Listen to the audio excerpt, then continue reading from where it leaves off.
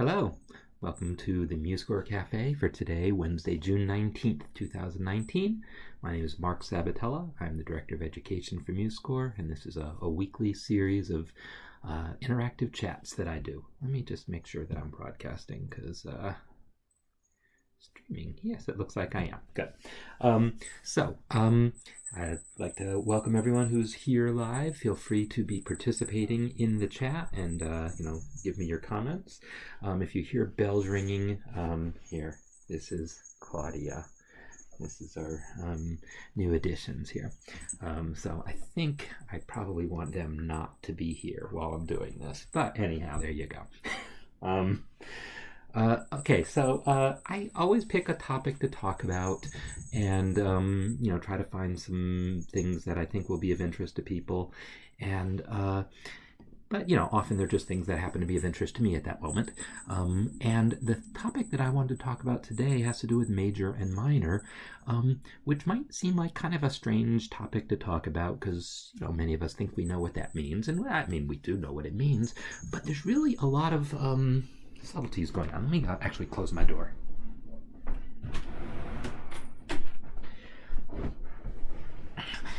There's really a lot of sort of, interesting things about, did I hold up my cat and you couldn't actually see? Oh, darn. Oh, well. Yeah, I didn't have it on the headshot, so you didn't actually get to see my cat, but you heard her. There's a lot of interesting subtleties to how major and minor work. And so that I just want to kind of talk about some of these things because they can really, as you understand them, make a difference in your music. So let me just start a new score here. And I'm just going to go through some things that, might be interesting. Okay, so the major scale, right? We all know what the major scale supposedly looks like or sounds like. There we go. So that's a major scale. And if I just write music using only those notes and I kind of center it around C, you get what's a piece that's basically in a major key. And yeah, I'm sorry, I didn't you didn't get to see the cat, but she was going to be very distracting because she jumps all over the place. There's two of them, and they both do. Okay. So for minor scales, the way we usually learn it is this. So we learn the minor scale using this form here, which is called the natural minor or the pure minor. This is would also often be indicated with a key signature. So if I had a key signature of 3 flats, and then had those same notes, then these would just be the notes with no accidentals. So this is how we usually learn about major and minor. And of course, the other thing we often learn is the relative major and minor. In other words, if we take the notes of C major, we just go down to another staff here, put them down here. Actually, let's put them here because I still want the old key. And I'm just going to move them down. So I'm Shift-Alt down moves things down diatonically, which is doing exactly what I want here.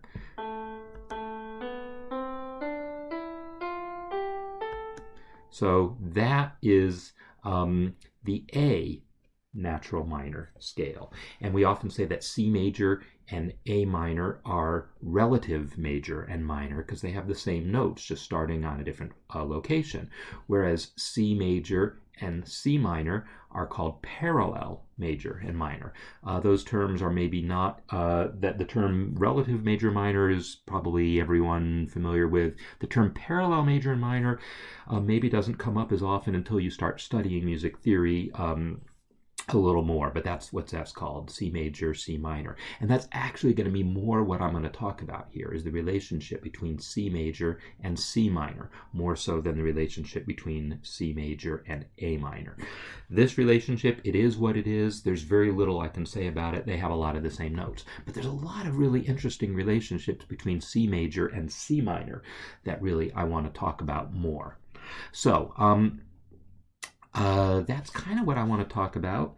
And so one of the things that I want to talk about is, I won't be needing the inspector, bye-bye, is just the different forms of minor. So this, I said, is called the natural minor. Well, if you've studied much about these things, I'm thinking about how I want to do this. I actually liked having the extra measure. So I'm going to insert a measure here, and then actually I'll insert 2, so it'll be like the others, because I like consistency. I'm just going to move this measure here. So now I have a couple of extra measures to play with. And I'll do the same thing here. Boom, boom, boom, boom. Okay, so one of the things that we learn about is that this natural minor scale is one form of minor scale, but usually when you first learn your scales, you learn about 2 other minor scales. And I want to talk about these, but I really want to talk about them in some sort of context. So the thing that we usually learn is you can take this 7th note and raise it a half a step to be natural. I'll put an explicit natural sign on it, just to make it really clear that that's what's going on.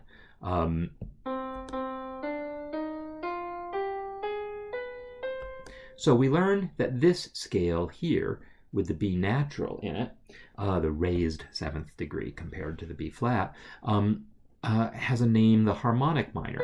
Usually no one bothers to tell you why it's called that. And really, I can give you a couple good reasons. Well, really one good reason where that name came from. The reason is, if you're writing music involving chords, then what this gives you is it gives you a nice, oops, so let me do it in the version that's actually got the key signature here. So if I write myself a C chord and then write myself a G chord, let me just flip that up there, I get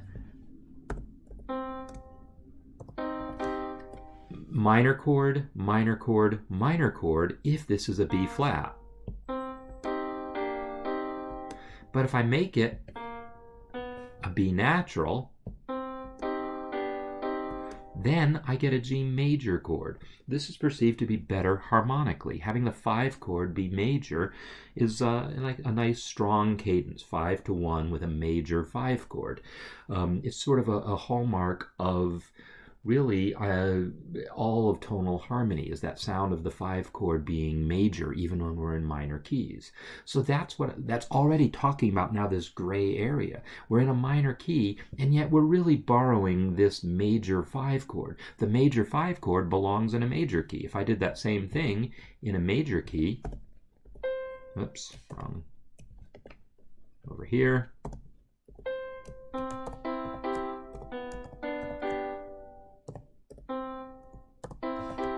so if I do the same thing here, I get a nice major 5 chord in a major key. So in a minor key, I wouldn't normally get that major 5 chord, but it's so nice that we borrow it basically from the major key.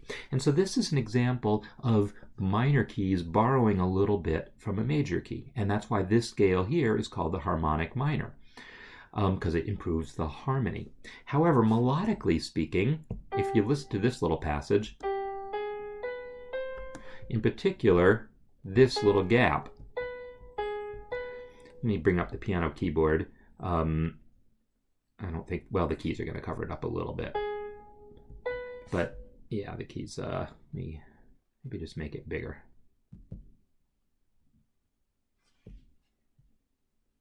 There we go. So now you can see over here where the key is actually being played. that gap between the A flat and the B natural is kind of awkward melodically. It's awkward anyhow to Western ears. It's a very big part of a lot of Middle Eastern, Asian kinds of musics. But to Western ears, that gap was perceived as awkward. And so one of the ways that people would decide they want to get around that is saying, hey, let's raise the A natural also. Let's raise the A to be A natural. Now I have a scale that doesn't have that awkward gap. It's still minor in that it has the E flat, but now we've given us our major 5 chord that we like by the B, or the leading tone, melodically speaking. But now we've also avoided that awkward melodic gap. So that's why this is called the melodic minor. And so if I play this scale, it doesn't have any awkward gaps.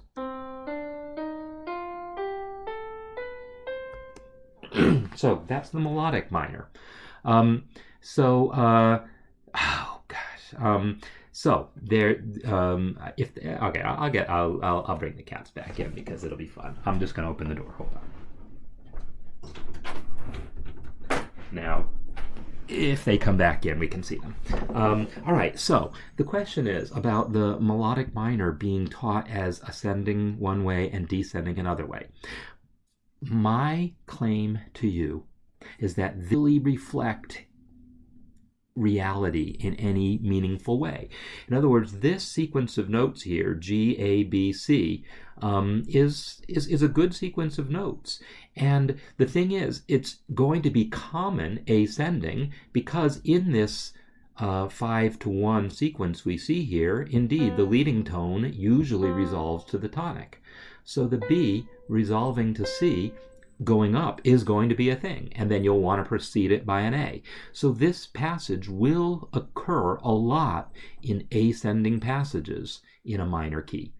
On the other hand, it's not exclusively so. I mean, even if we're in a minor key, maybe we're going to go bum, ba, da, da, da, da, da, da. We'll go up and down and still use those notes because we don't like gaps anymore on the way down than we do. We don't like them. Yeah, we don't like them more on the way down than we did on the way up.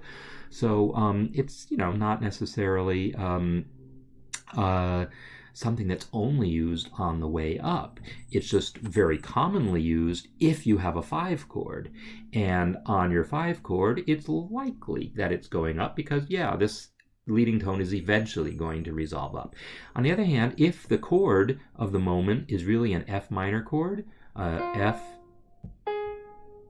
right, we have F, A flat, C. If that's the harmony going on, then our melody is likely to look like this.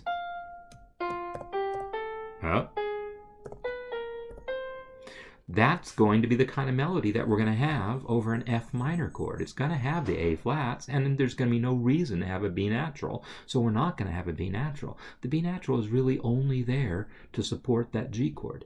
So in real music, we're going to see the A flat and B flat on the way up as well as on the way down. We're going to see the A natural and the B natural on the way up as well as on the way down. So in any real musical sense, the melodic minor scale is not a thing. We don't write music in the key of melodic minor and then always use one set of notes on the way up and another on the way down. It's sort of a pedagogical device to help you learn the fact that, yeah, this B natural probably resolves up, but we don't always need it.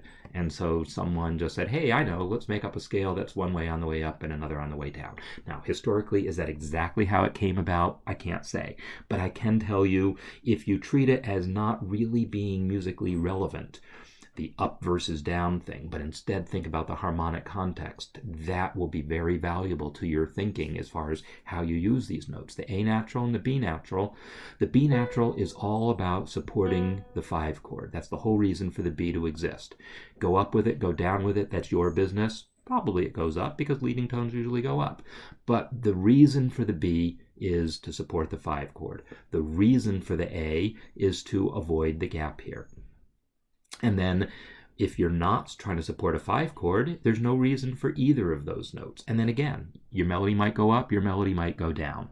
So that is the more useful way of thinking about it. And if you look through music, you can find all sorts of examples of, composers doing exactly what I said. They write a minor key piece, but you're going to see the raised and lowered sixth and seventh scale degrees. You're going to see in the key of C minor, both A naturals and A flats, both B naturals and B flats. You're going to see both of those notes ascending and descending. But it is true that B natural is going to ascend more often than not. And so, yeah, okay, that is a thing. But this is exactly the sort of gray areas that I am talking about here. Another one is really, we haven't looked at the possibility of what if I had this? What if I had the A natural, but also a B flat? Well, nothing I've talked about why explains why you would want to do this. So, because the whole reason for the B natural was to get me the leading tone and get me this nice major 5 chord. The reason for the A natural was to avoid the gap. If I have a B flat, I suddenly don't need that A flat anymore. But in point of fact, historically, this is probably the single most important scale throughout most of music history. I mean, by most of, I mean up until, say, 1600. This is called the Dorian Scale. An enormous amount of Renaissance music and earlier is written using this scale, the Dorian scale. It's got a major 6th degree and a flatted 7th degree. And one of the examples, Colleen, if you may remember, I think I talked about this just recently, Greensleeves, right? It's a pickup, but I'm going to pretend. I'm just going to put in it's in 3/4. I'm not going to mess with that. Boo, bum, boo, bum, ba, da, da, da, da. Right? I just sort of played that in rhythm. Boo. I can do it on the keyboard here. Boo.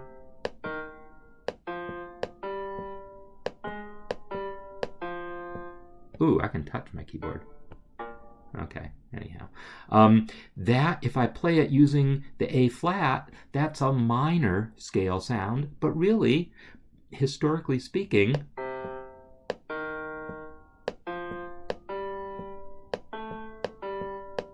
with the A natural is probably more likely how the song was originally written, originally performed. This distinction between, we're going to have a minor scale, a Dorian scale.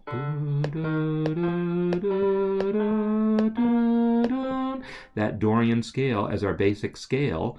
Tons of music, as I said, was written using that scale, but there was definitely a lot of hedging about whether to use that A or the A flat. And it was specifically in this situation. You'd have scale degree 5, you go up, you come back down. The question is, do you go up a whole step to the A natural, or do you go up a half step to the A flat? Historically, there was a lot of waffling on that point. And sometimes what we would do is we would write it one way. That we didn't have key signatures back then. So you'd write the, here's the version without the key signature. You'd just write the A, but then you'd put a flat on it, but put it in parentheses to say, maybe, I guess I have to select the actual flat and then put it in parentheses. There you go. So you put it in parentheses. Or another common thing that would be done is, I'm going to bring up the cymbals palette. I think I'm going to bring up the cymbals palette. Z. Arabic halftone flat. I'd want to find the regular flat. Is this the regular flat? That's how I figured. Bass flat. There's so many different symbols on here. I just want the basic flat.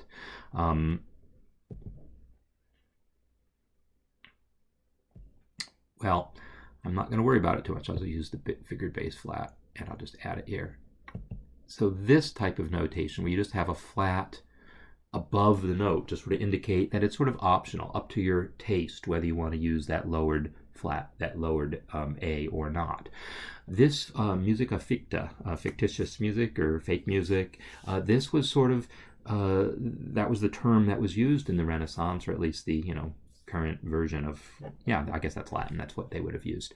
And then the same would be true with the B flat here. Dorian, by the way, instead of writing it with all those flats, that wouldn't have been a thing. Instead, what would have been a thing would have been, let me give you some more measures here. What's a thing is just all the white notes starting on D. That is the Dorian scale as it mostly existed. But it's certainly true. So this set of notes here is the Dorian scale starting on D. If you take an A scale, you get that Dorian scale if you make this be an F sharp. So one of the very first accidentals that really got introduced in music was this F sharp, so that people could do that, essentially. And then C sharp would get introduced so that we could have a leading tone here. Even before they had chords, they certainly loved the cadences like C sharp to D, while in another voice, I'll switch to voice 2. Oh, that's interesting. I didn't mean to have that actually selected. I meant to be in note entry mode. Voice 2, this sound here. Right, that is how every single Renaissance piece ended. To be a little overly generalistic there, but that is a common cadence formula: leading tone to tonic in one voice, and then 2 to 1 in another voice. And so that required the use of this C sharp, and you'd basically only use it there at cadences. The whole rest of the piece would all be about C naturals, but at the ends of the musical phrases, you would find the C sharp to D. So this idea that we're going to bring in this C sharp, that really, this leading tone, that really, to modern ears, it means we're borrowing from the major key. They weren't necessarily thinking of major so much, because they used major some, but boy, they loved this Dorian. But they loved that sound that we now know as a major sound. And then similarly, you'd have this Dorian sound that had this natural, this major sixth. Here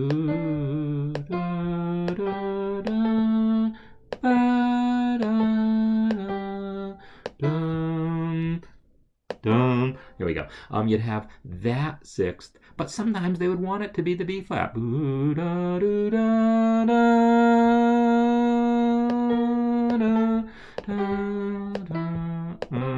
You'd have that lowered one. So that's like making Dorian more minor, to use modern ears, to modern terms for it. So in the beginning, there wasn't just major and minor. There were all these different modes and things, and they all had their own colors, and they would introduce these accidentals that would give you a flavor of one of the modes while you're in another mode, really.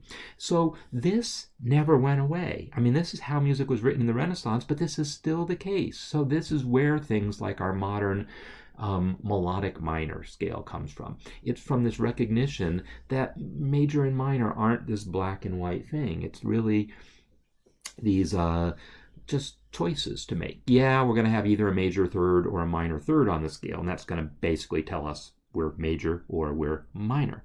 But what happens with the sixth and the seventh, that's all kind of situation dependent. And so far, I've been talking about that sixth and seventh scale degree in terms of, like, if you're in a minor key, why sometimes you'd use 1/6 and sometimes 1/7. But this comes up in major keys also in one very specific and very important case. And in a major key, we have what's called a plagal cadence. I'll do this as a half note, so W doubles the length of it.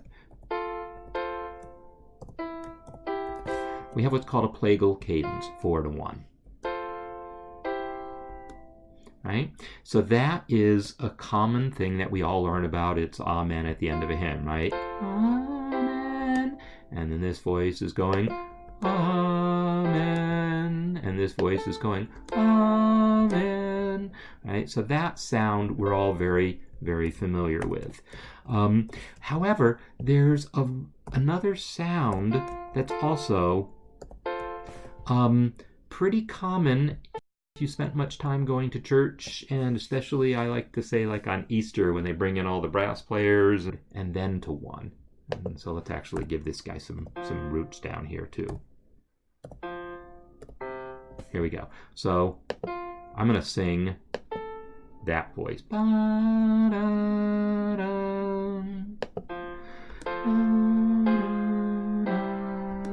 So that would be the fancier version. Or amen, you know, some fancy amen at the end of a hymn that involves this minor 4 chord. Well, what's happening is we're in a major key, but we're borrowing that sound. We're borrowing that minor 4 chord that comes from minor. That's a common thing in classical music. And that's a super common thing in popular music and jazz as well. There's all sorts of examples. You took the part that once was my heart, right? So All of Me has that little thing. You know, we can go to the Beatles. What was the song? If I fell in love with you. And I can't think of the damn song. I'm thinking If I Fell. So if I fell in love with you, would I promise to be true and help me understand?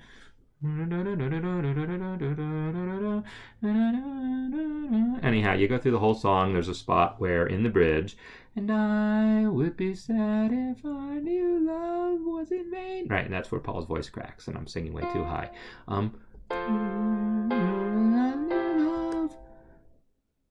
So anyhow, Beatles use that sound. You can find it in any number of other songs, you know, whether it's hymns or Christmas carols or, you know, folk music that uses that minor 4 sound there. Another aspect of borrowing a minor sound in a major key is blues. So in blues, we're going to have this sound an awful lot. It's a major chord, but with a minor 3rd on top. Now, in a jazz context, maybe we'll notate that as a D sharp and call it sharp 9, whatever. It's essentially the same note. It's a minor 3rd on a major chord. That's also the purple haze chord. It's the chord that Jimi Hendrix used, I think, in E, because then you get to use the low E strings. So that sound of borrowing a minor, basically this E flat, and also, for that matter, borrowing a B flat, sticking a B flat on top of it. Maybe putting the B flat an octave lower. That is a typical blues sound right there. So it's a major chord, but it's got this E flat and B flat that are really borrowed from minor. So, how high the moon? How is this, or is it just G? How high the moon definitely does this weird thing of going back and forth between major and minor. Oh, that's even interesting still. What it does, because even the 1 chord, we're in the key of G, but let's pretend we're in the key of C. I can't sing it in the right key now. So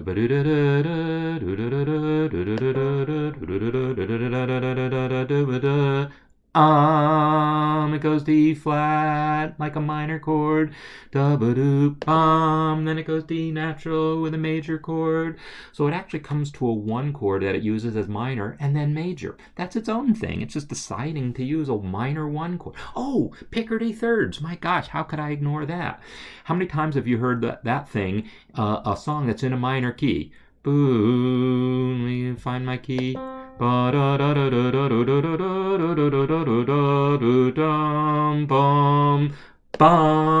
then end on an E natural and on a major chord.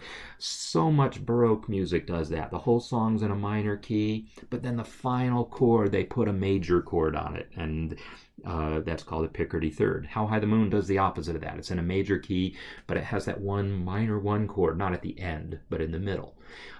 Tom Harrell's Sail Away is more like the anti-Picardy third. It's an entire major key song, beautiful major key song, the final chord 1 minor. And it just like hits you like a ton of bricks. So anyhow, those are all areas where we're dealing with this sort of interesting crossover between major and minor. So why does any of this matter? I don't know. what I see when I see a lot of people posting music on MuseScore.com is a whole lot of very diatonic music, a whole lot of song that does not make use of accidentals essentially at all, or that uses accidentals very randomly. But really, most tonal music doesn't do that. It stays within a key, but it introduces accidentals for very specific reasons. And this idea that in a major key we might want to use some minor key notes, is a big part of it. Another part of it here is that maybe we want a G7 chord. I shall just put this one more example. So I'm going to play my G7 chord here. I'll let the blues at the end. Ah, yeah, blues. So we have our 4 chord. 4, 5, 1. But this 5 chord also often we like to give it this A flat. That same note we're borrowing from the minor key, but now it becomes a flat 9 on our 5 chord. That flat 9 on the 5 chord is the same A flat. It's that same note that the major key borrowed from the minor key to make that minor version of the plagal cadence with the minor 4 chord. It's the same note that gets borrowed if you want to make green sleeves. It's that same note, this flatted 6th degree. That flatted 6th degree is this unbelievably important note that no one really talks about. We never talk about how important that note is to music, but it really is. It's that flatted 6th scale degree is what gives us the flat 9 on our dominant chord. It's what gives us a minor 4 chord. It's what allows a Dorian song to become a little more minor.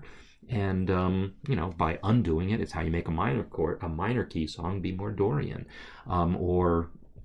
it's what eliminated the gap. If we want to have that harmonic minor, and we want to have our B natural here, that same note here, this question of whether this is a 6th or flatted or raised 6th scale degree makes that difference. For that matter, I said this sound here with the gap is very not non-Western sounding. Okay,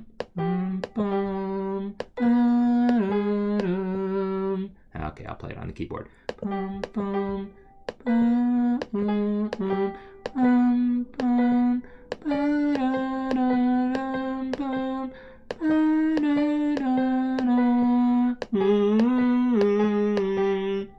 Nagila, and 1,000 other songs of that ilk, that coming from a Middle Eastern tradition. So this note and the things that it can do with its relationship to this note, with its relationship to the harmony, and with its relationship to that note, hugely important note that has everything to do with its relationship between major and minor.